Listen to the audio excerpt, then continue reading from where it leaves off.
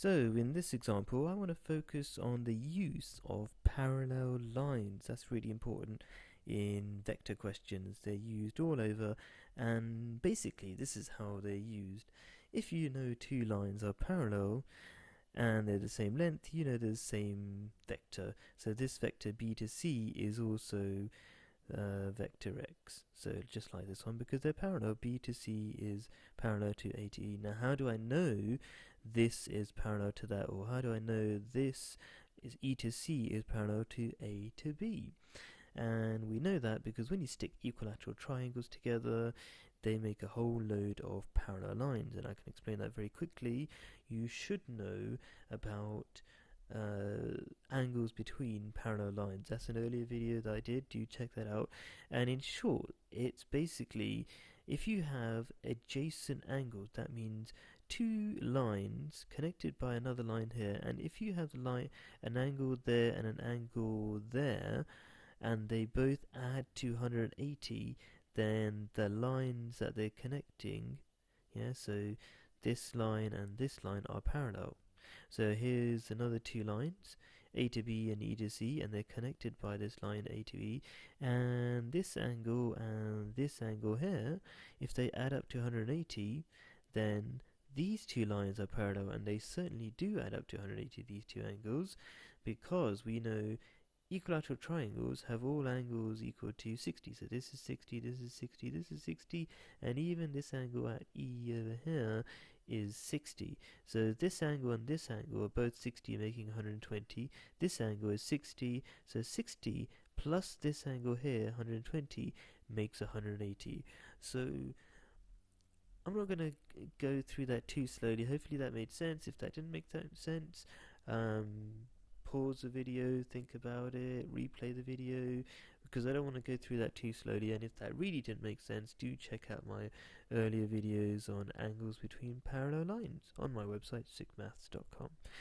Okay, so back to the main idea of this.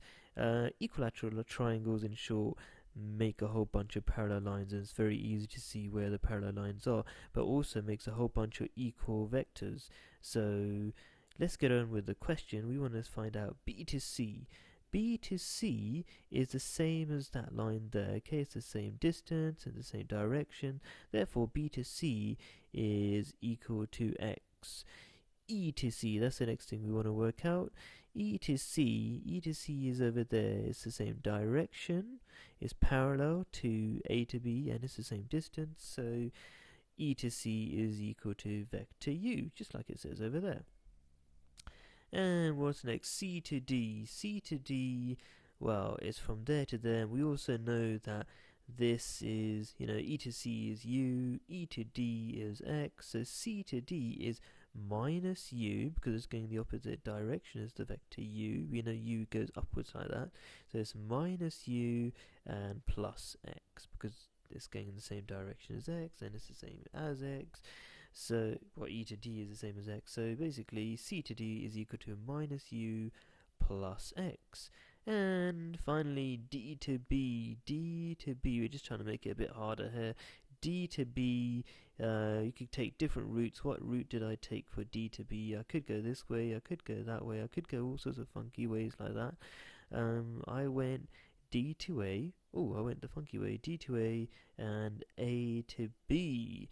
So D to A is minus 2x, as you can see that's an x, but it's the opposite direction of x, and so is that, obviously minus x as well, and that's obviously a positive u, so minus 2x plus u is the value of that, and that's how parallel lines are used. Now, a few more words.